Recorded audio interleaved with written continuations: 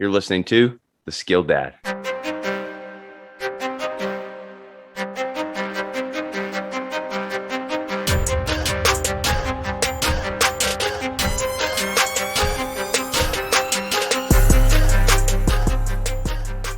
What would you tell a guy like me that's going into Zone D to prepare themselves for, or how would you equip me to get ready for what's coming?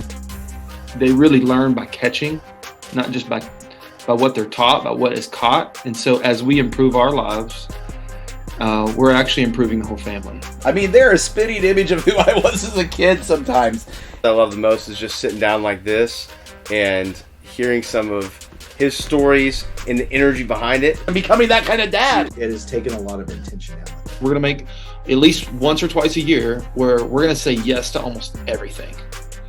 Can we go in the gas station and get candy? Yep. You sure can. Can we go on that roller coaster? Yep. Can I get 2 Cokes? Yep. But because most of the time we're saying nope. Shared experiences build relationships.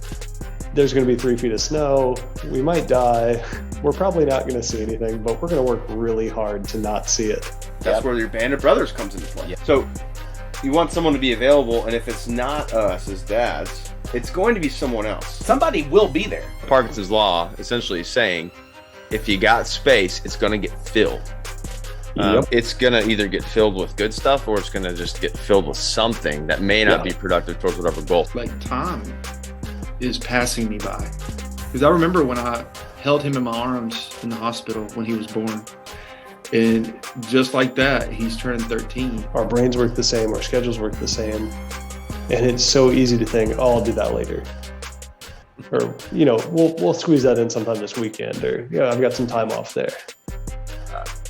We had this solid plan, right? And I think if parenting is done in the margins, it's never going to feel like a priority. If it's squeezed in as an afterthought. As a man who is running a business, being a husband, being with our kids and helping form them and model them and lead them. I was like, I'll build you a wiffle ball field and we'll have a home run derby with all your friends. Really important in my journey as a dad of realizing this is something I want to prioritize above almost everything else. As men, that sense of adventure is oftentimes inherent within us. So what do? You improvise and overcome. Yeah. I'll find a story to get there. You just got to keep walking, keep pressing on. Kind of like when you're wandering in the desert, sitting still isn't going to help. Eventually you just keep walking, you'll find water. We're the warrior. They're an arrow. We're going to release that arrow and we're going to release our kids into the world.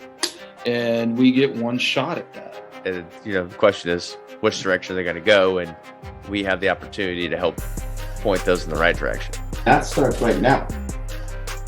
That starts with learning from different stories. That starts with taking the ball and running with it and learning as much as you can to make that impact in the short amount of time that you've got.